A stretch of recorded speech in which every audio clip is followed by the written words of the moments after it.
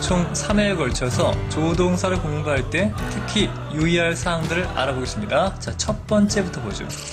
Number 1. 첫 번째는 앞서 설명드렸던 것처럼 조동사 중에 자체 과거 형태를 가진 건 4가지밖에 없는데 조심할 건 조동사의 과거형이 쓰였다고 반드시 과거 시제란 법은 아닙니다. 자, 무슨 말인가 하면 조동사의 과거형이 실제 과거를 나타내는 경우는요. can의 과거인 could, 이걸 제외하고 나머지 것들은 그런 경우가 별로 없습니다. may의 과거는 might 아닙니까? 그렇죠? will의 과거는 would겠죠. 이런 것들이 실제 과거를 나타내는 건 시제 일치를 맞추기 위한 경우를 제외하고는 거의 없습니다. 자, 무슨 말인가 쉽게 예를 들어서 설명드릴게요. I can lift the stone now. 나는 지금 그 돌을 들 수가 있다라고 말하고 있죠. 말 그대로 뭡니까? 현재 그런 게 가능하다라는 거니까 바로 현재 가능입니다. 이 문장을 바꿔보죠. 한번 이렇게. I could lift the stone yesterday. 자, 어제라고 분명히 밝혔으니까 과거겠죠. 난 어제 그 돌 들 수가 있었어란 말입니다. 그러니까 과거에 들 수 있었던 거니까 과거의 가능을 나타내는데 말입니다. 만약에 could를 쓰면서 now를 붙이면 어떻게 될까요? I could lift the stone now. 오잉? 이건 과거야, 현재야. 애매하죠. 전혀 애매한 게 아닙니다. 무슨 말인가 하면요. 정리할게요. 잘 보세요. 매우 중요한 개념입니다. 어떤 시점에 실제 그 시점 시제보다 하나 더 과거 시제를 써서 동사를 쓴다라고 하는 건 말이죠. 말 그대로 그 순간 그만큼 실현 가능성이 떨어진다는 걸 의미합니다. 자, 무슨 말인가 하면요. 가정법 핵심 개념인데요. 봐요. now가 붙었으니까 현재죠. 바로 지금 이 순간의 가능인데 can을 쓴다라고 하는 건 현재 그만큼 가능성이 있다는 얘기예요. 근데 현재임에도 불구하고 can을 쓰지 않고 could를 썼다라고 하는 건 현재 가능성이 떨어진다는 얘기입니다. 따라서 나는 지금 그 돌을 들 수 있을 것도 같다라고 하는 약한 가능을 말합니다. 아시겠습니까? 따라서 이때는 could 대신에 may나 might를 써도 큰 문제점은 없습니다. 이해되실까요? 되시면 좋겠네요. 자, 조금 더 보고 넘어가죠. 여기에서 파생된 개념이 바로 일상생활 영어에서 많이 보는 거였죠. 나 좀 도와주세요라고 할 때 이렇게 말하지 않죠, 보통? Can you help me? 왜냐하면 여기 can이라고 하는 현재형을 썼다는 건 말 그대로 현재형을 쓴다는 건 그만큼 가능성이 있다는 거기 때문에 말 그대로 나 도와줄 수 있는 거 아니까 좀 도와줄래? 라는 뉘앙스가 있습니다. 그러니까 일반적으로 친한 사이에 많이 쓰는 부탁이죠.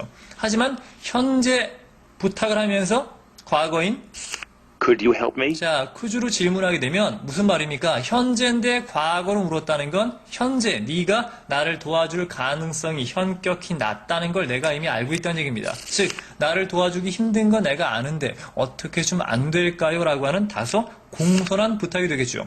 따라서 우리가 흔히 생활 영어 공부할 때 can you나 will you보다 would you, could you 라고 더 많이 하라고 배우죠. 왜 그렇습니까? 말 그대로 조동사를 과거 시제로 씀으로써 상대방이 그렇게 하기 어렵지만 어떻게 안 되겠습니까? 라고 하는 조금 더 공손한 표현이 된다는 얘기입니다. 자, 이해가 되셨길 바랍니다. 바로 이거죠, 이거. 현재보다 하나 더 과거를 쓰면 과거 얘기가 아니라 현재는 현재인데 가능성이 낮은 현재란 얘기인데 바로 이게 앞으로 공부할 가정법의 핵심 개념이에요. 바로 조동사 기본 개념을 알고 그 다음에 가정법을 공부하는 게 그래서 순서상 맞습니다. 잠깐 예습합니다. 가정법 예문 잠깐 볼까요? 이겁니다. 기본적 개념이에요. 이 문장 한번 해석해 보세요. If she comes here, I can see her. 자, 만약 그녀가 여기 온다면 나는 그녀를 볼 수 있다는 얘기죠. 질문합니다. 그녀가 여기 올까요? 안 올까요? 즉, 이 말을 한 사람은 그녀가 올지 안 올지를 이미 알고 있습니까? 아직 모릅니까? 정답 뭡니까? 지금 또는 가까운 미래에 올 수도 있는 상황. 즉, 올 수 없기도 가능합니다. 무슨 말인가 하면 아직 모르는 거예요. 그러니까 만약 그녀가 온다면 나는 그녀를 볼 수 있다. 올 수도 있고 오지 않을 수도 있죠. 그러니까 올 수도 있는 상황이에요. 아시겠습니까? 아직 모르는 겁니다. 상황을. 지금 또는 가까운 미래겠죠. 자, 이 문장을 각각 과거로 바꿔봐요. 이렇게. If she came here, I could see her.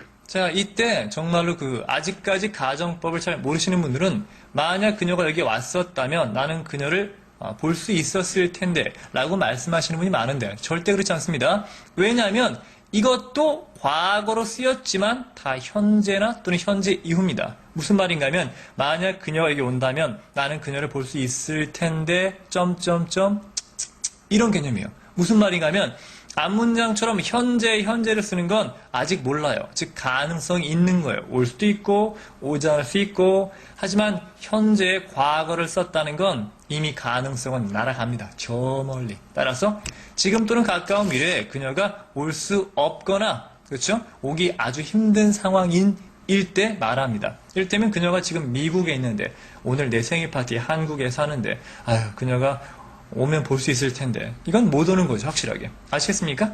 그런 뉘앙스 차이가 있습니다. 중요한 건 if절에서 현재를 썼건 과거를 썼건 둘 다 바로 지금 또는 가까운 미래 같은 시점이에요. 그럼 차이는 뭐냐? 바로 시점의 차이가 아니라 가능성의 차이입니다. 가능성이 있으면 현재, 가능성이 없으면 과거가 되겠죠. 정리할게요. 같은 시점이지만 바로 뭐에 따라서 가능성의 유무에 따라서 동사의 시제가 달라집니다. 이건 매우 중요한 개념이에요. 조동사도 포함됩니다만 앞으로 공부할 가정법에서도 매우 중요한 개념이니까 꼭 알아놓으시기 바랍니다. 자 이렇게 해서 조동사 유의사항 첫 번째 우리가 알고 있는 조동사가 과거 형태로 쓰였다고 해서 무조건 과거로 해석하시면 안 됩니다. 물론 과거로 표현된 경우도 있습니다만 그것보단 사실 과거가 아니라 현재나 미래를 나타내는 경우가 훨씬 많습니다. 자, 앞으로 예문을 통해서 조금 더 공부하도록 하죠. 자, 이해가 되셨으면 바로 두 번째 유의사항으로 넘어갑니다. 자, 넘어가죠.